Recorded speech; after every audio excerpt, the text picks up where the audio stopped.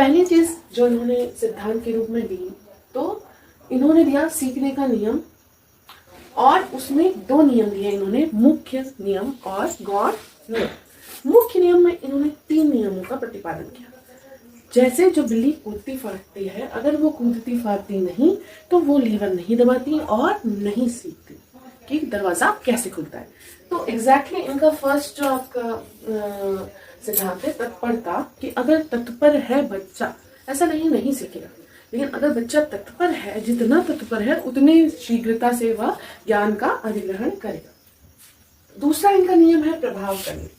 प्रभाव का नियम मतलब वो तत्पर भाव उसने क्रिया की और वो अगर बाहर जाए, निकल नहीं पाती या उसको भोजन नहीं मिलता, तो क्या वो वापस उस चीज को सीख पाती?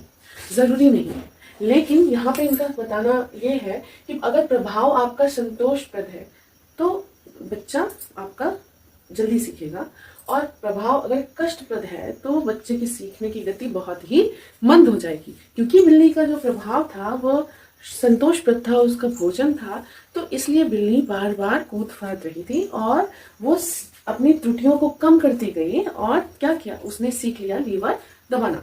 अगली चीज जो है इन्होंने दी, जो तीसरा मुख्य नियम, वो है अभ्यास का नियम।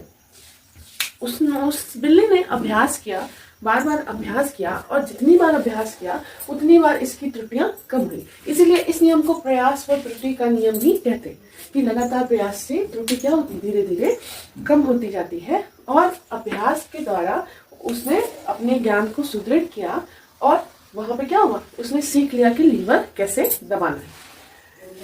इसी के साथ अगर बात करें इनके 3 मुख्य नियमों को शब्द में बांटने की, तो जो 3 मुख्य नियम है आप इनके, तो 3 मुख्य नियम वो है, जैसे तत्परता का नियम है, तो इसको बिल्ली से ना जोड़ के अगर देखें तो जो S और R बंद है, मतलब स्टिमुलस और रिस्पॉन्स, क्योंकि भोजन यहाँ पहले प्रस्तुत हुआ है तो वह उद्दीपक का कार्य करता है और बिल्ली बाद में रिस्पॉन्स करती है, अनुक्रिया करती है। तो जो SR बंद बनता है, उसका निर्माण होता है, वो तत्परता में होता है।